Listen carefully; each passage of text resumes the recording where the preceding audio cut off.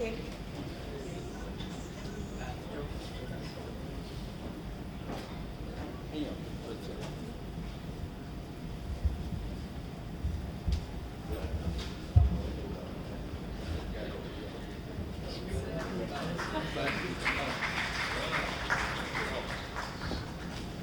Ben, खोलो खोलो।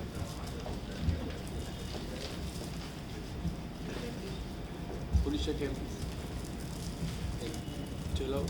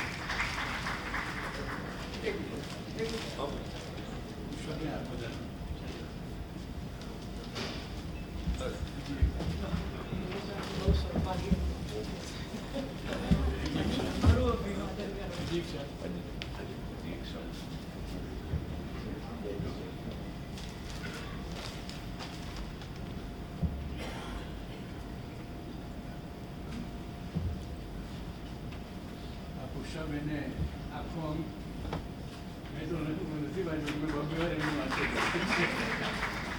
અને આ જવાહરભાઈ બેન બધા બહુ સરસ રીતે આ મને એમણે જે તૈયારી કરી એકો એક શણગાર્યા છે, તૈયાર કર્યા છે. ખરેખર તમને વંદન છે ભાઈ.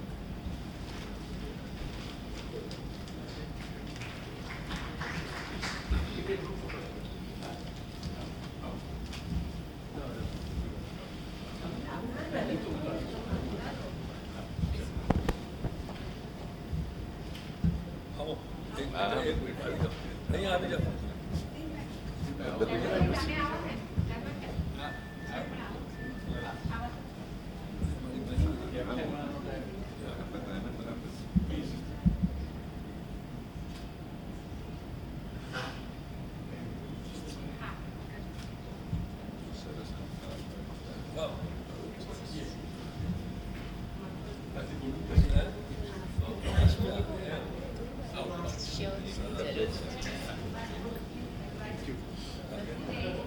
હોદ્દેદારો અને ઉપસ્થિત ભાઈઓ અને બહેનો, આજે આ વર્ષનો પ્રબુદ્ધ જીવનનો પર્યુષણ વિશેષાંક જૈન ધર્મમાં અને અન્ય ધર્મમાં આવશ્યક ક્રિયાઓ જીનશાસનને સમર્પિત કરતા અમે અત્યંત આનંદ અનુભવીએ છીએ.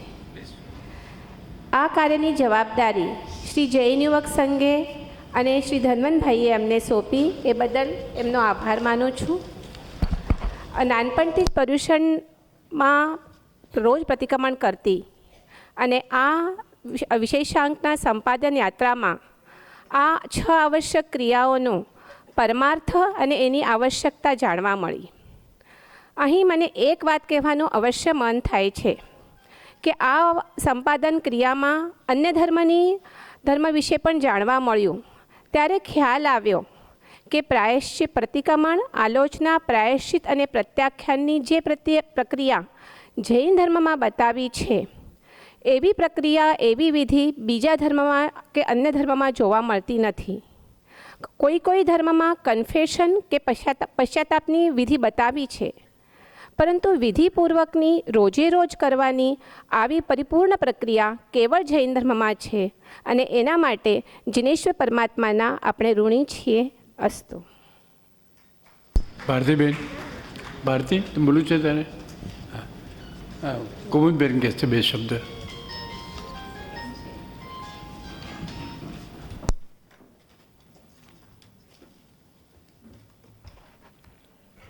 માફ કરજો. હલો. હા, તો એક 5 મિનિટ તમારી લેવા માગું છું, એટલા માટે કે જ્યારે આમ કોઈ આ અંક વાંચે અથવા અંકનું ટાઇટલ વાંચે ત્યારે એમ થાય કે આ તો બધું જૈનોનું છે અને આ તો બધી ક્રિયાઓનું છે. પરંતુ મારે તમને ખાલી 2 વાત કહેવી છે કે આજે ચિન્મય મિશનમાં why do we do what we do એમ કરીને એક નાનકડી પુસ્તિકા વિમલાનંદે બહાર પાડી છે. આજે હિન્દુસ્તાનમાં તો ખરું, પણ અમેરિકામાં પણ એ one of the best seller બની ગઈ છે. અને આ રીતે થોડા વર્ષો પહેલાં આપણા પ્રમોદાબેન ચિત્રભાનુ, તમે જેનું નામ સાંભળ્યું હશે, એમણે એક જૈન ધર્મ પર પુસ્તિકા લખેલી કે આપણે જે આ બધી ક્રિયાઓ કરીએ છીએ અથવા આપણા મંદિરોમાં જે આ સિમ્બોલ્સ છે, આપણે નિસિંહ કેમ બોલીએ છીએ, અવશ્ય કેમ બોલીએ છીએ, તો આ બધી વસ્તુનું આપણા ઓમ રીમ અરહમ આ દરેક મંત્રનો અર્થ, આવી સાથિયાનો અર્થ, આ બધું એમને બહુ સુંદર રીતે વર્ણન કરેલું. પણ એ પુસ્તિકા આજે એની આવૃત્તિમાં કંઈ છે નહીં, એટલે મારે કેટલી બધી જોઈએ છે પણ મળતી નથી.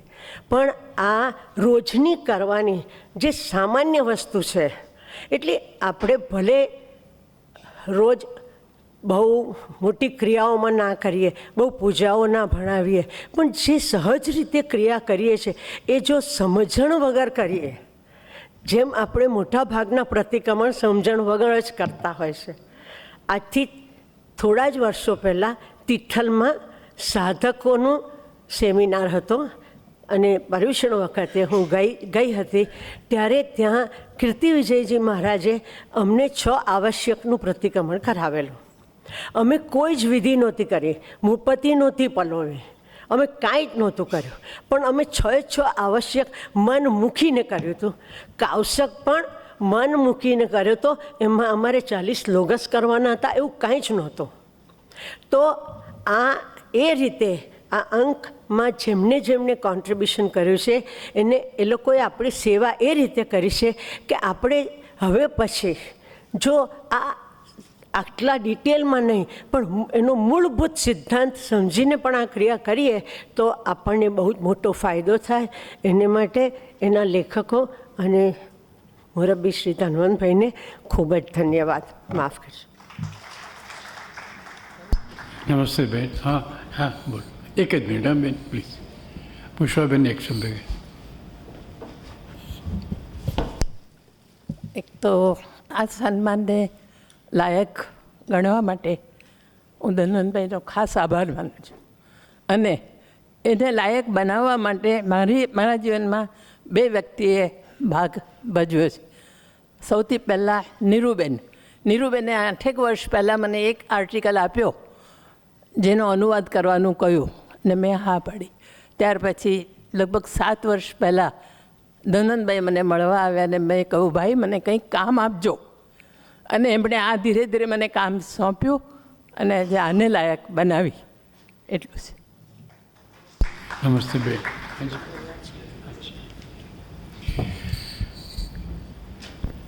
ખૂબ ખૂબ આભાર બધાનો.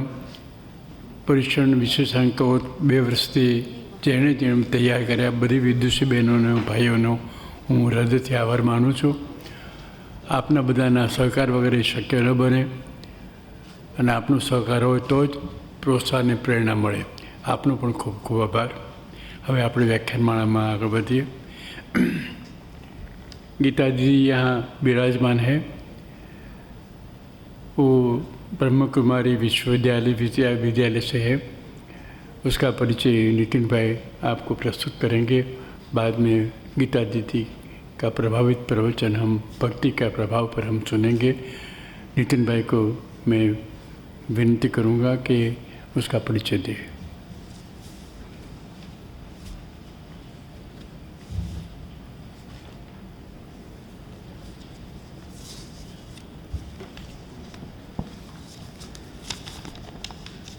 શ્રી મુંબઈ જૈન યુવક સંઘ બ્રહ્માકુમારી ગીતા દીદીને હૃદયથી આવકારે છે. પરિચય કરીએ. બાળપણથી જ ગીતા દીદીને આધ્યાત્મિકતામાં રુચિ હતી. દેશના અનેક સ્થાનોમાં આપે વિવિધ વિષયો ઉપર પ્રવચનો આપેલા છે. છેલ્લા 9 વર્ષોથી જૈન ધર્મનો ગહન અભ્યાસ કરી આધ્યાત્મિક વિષયો ઉપર આપ પ્રવચનો આપી રહ્યા છો. 1986માં પોતાનું જીવન ઈશ્વરીય સેવામાં સમર્પણ કર્યું છે. વર્તમાન સમયમાં આપ ભીનમાલ રાજસ્થાન ક્ષેત્રમાં ઈશ્વરીય સેવાઓનું સંચાલન કરી રહ્યા છો. આપ બ્રહ્મકુમારી સંસ્થાન યુવા વિભાગના એક્ઝિક્યુટિવ મેમ્બર તથા પ્રશિક્ષિકા છો. આજનો આપનો વિષય છે ભક્તિ કા પ્રભાવ.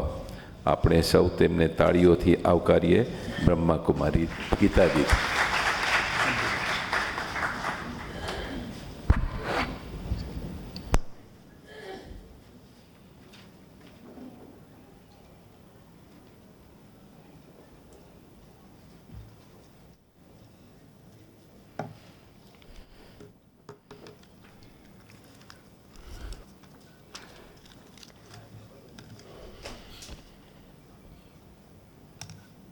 ओम शांति। पर्युषण पर्व का प्रथम दिन है। 8 दिनों के लिए हमें अपने अंदर आत्मिक ऊर्जा का विकास संवर्धन करने का मौका मिलने वाला है। आज प्रथम दिवस 1 मिनट के लिए वाणी से भी हृदय से भी शांत होके आह्वान करें उस शक्ति का कि जिससे मैं अपने अंदर इन दिनों में अधिक से अधिक दिव्यता को भर सकूं।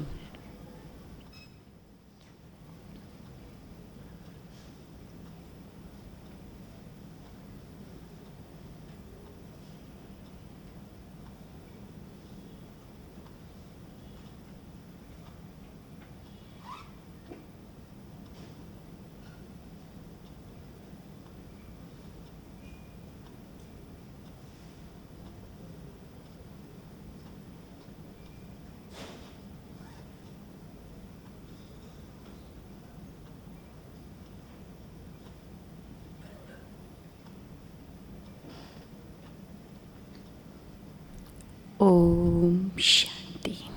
धन्यवाद। हर साल की भांति पुनः पर्युषण पर्व हम सबको प्राप्त है। तपस्या का स्वर्णिम अवसर, सत प्रवृत्ति में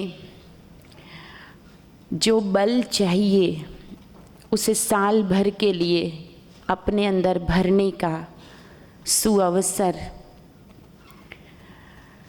साधु भगवंतों के द्वारा सुंदर वाणी श्रवण का अवसर, इन सब के लिए क्या मेरा अंतःकरण तैयार है?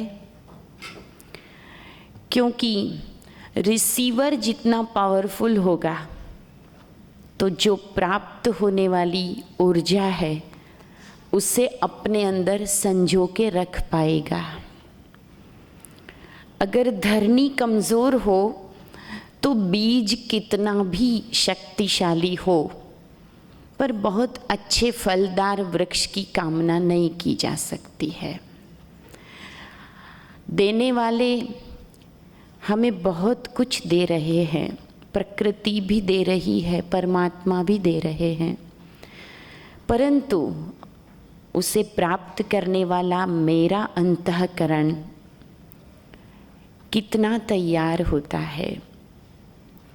आज जो दिनों दिन समाज संसार के अंदर जिस माहौल को, जिस घुटन को हम महसूस कर रहे हैं, जहाँ हर पल लगता है कि कुछ चेंज चाहिए, क्या चेंज चाहिए, किस तरह चाहिए, वो नहीं समझ में आता, परंतु हर किसी को यह महसूस होता है कि कुछ चेंज होना चाहिए।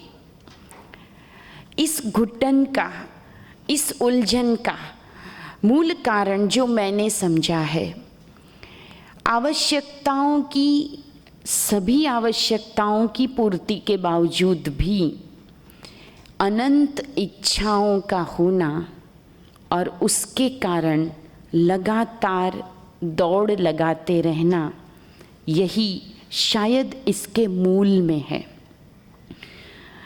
परमात्मा की रची हुई सृष्टि में हर किसी की आवश्यकता पूर्ण करने का प्रावधान है, परंतु इच्छाओं की पूर्ति उसका प्रावधान नहीं है और हम आवश्यकता से कहीं अधिक चाहने लग जाते हैं और ये इच्छाएं जीवन को ऐसे ऐसे मुकाम पर ले जाती है जहाँ से व्यक्ति चाहते हुए भी अपने आप को मोड़ नहीं पाता, छुड़ा नहीं पाता, बंधनों में, कर्मों में बंधता चला जाता है।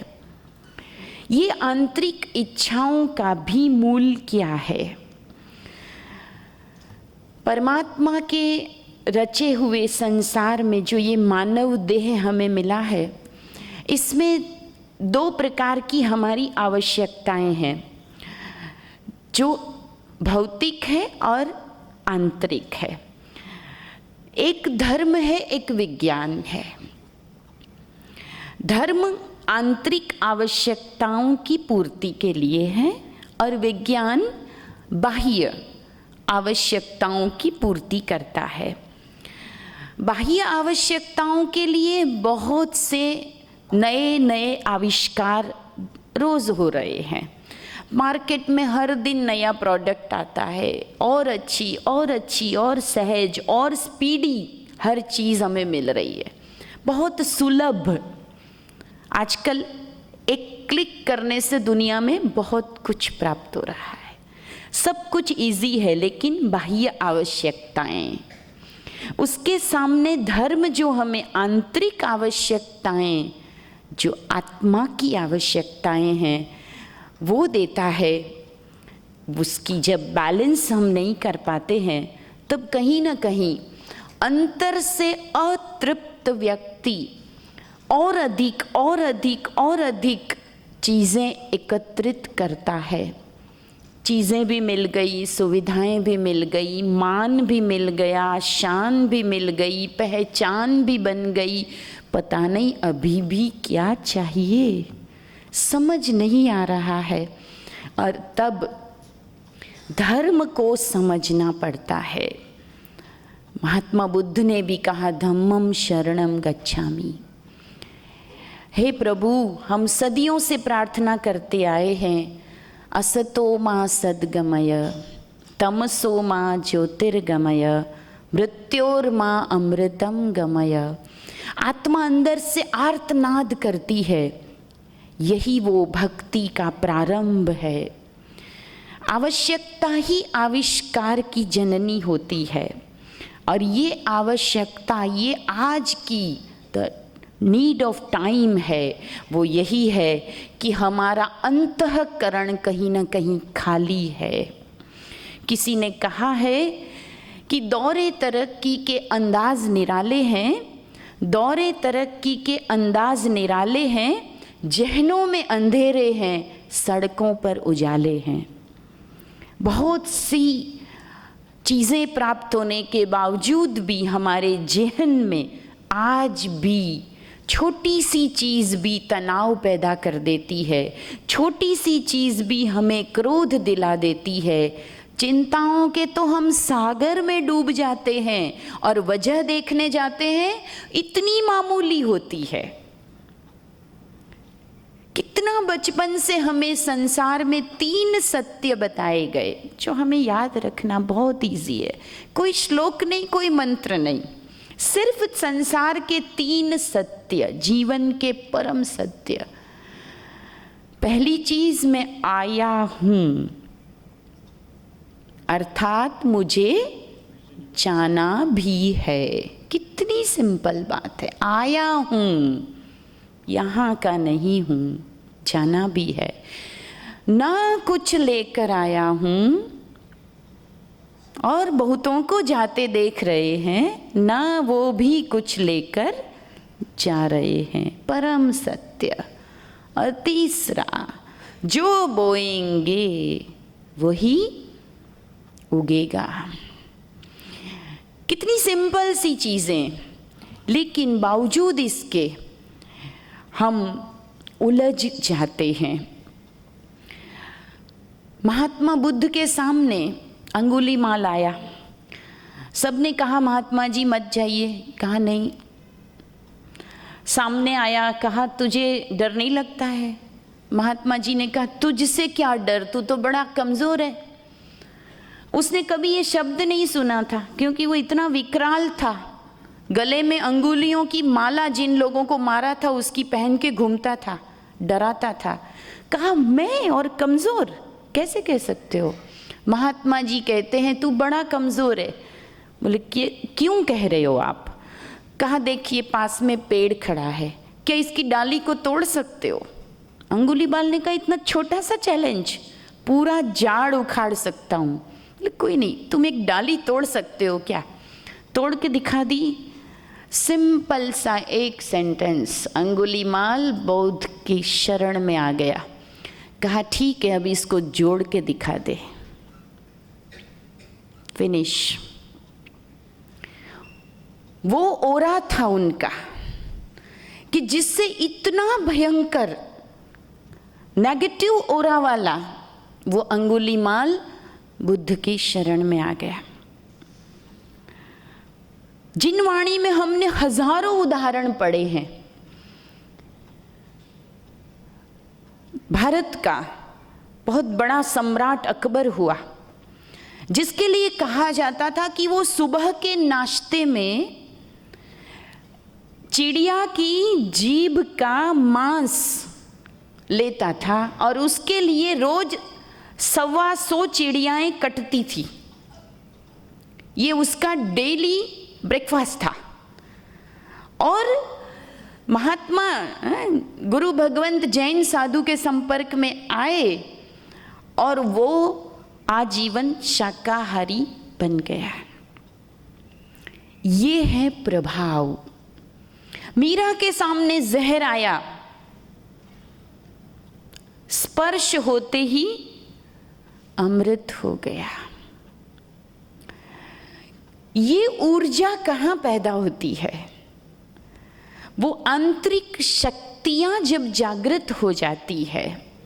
लेकिन दुख की बात ये है कि हम जिस भक्ति की फ्रेम को पकड़ के बैठे हैं, उसमें विधि तो हम बहुत सारी कर लेते हैं, पर उस सिद्धि तक पहुँचने तक शायद हम कंटिन्यूअस प्रोसेस नहीं कर पाते हैं या तो नहीं जानते हैं।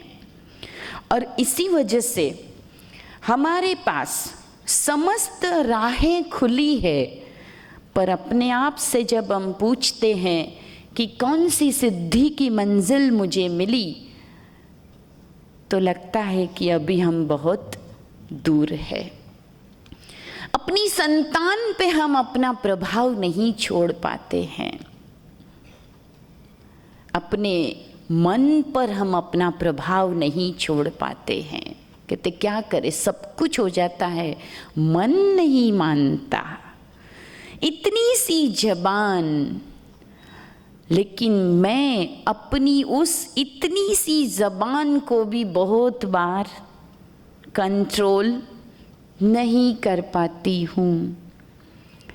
मेरे में आत्मिक ऊर्जा इतनी तो हो कि मैं अपने इस भौतिक कर्मेंद्रियों को, सूक्ष्म इंद्रियों को अपने विवेक के अनुसार चला सकूं, इंद्रियों का दमन न करूं पर उसे चला सकूं, यह प्रभाव तब आएगा जो मैंने जीवन में अनुभव किया पिछले 29 वर्षों से इस आध्यात्मिक समर्पित जीवन में, कि जब तक व्यक्ति हर क्रिया को भाव के साथ नहीं जोड़े तब तक शक्ति नहीं बनती।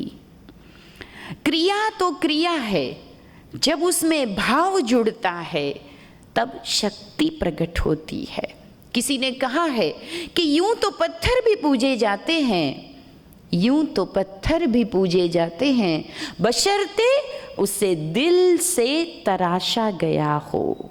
हर वो पत्थर नहीं पूजा जाता, लेकिन जिस पत्थर पर शिल्पी की नजर पड़ती है, सुंदर सी आकृति बनती है और बाद में वो मूर्ति का रूप लेकर प्राण प्रतिष्ठा प्राप्त कर लेती है, तब वही साधारण सा पत्थर लाखों मस्तक को झुकाने वाला देव बनता है।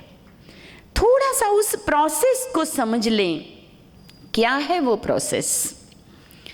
उस शिल्पी की नजर मुझ पर पड़नी चाहिए। एक बार एक मुस्लिम बंदा था, सालों से नमाज पढ़ रहा था, बंदगी कर रहा था।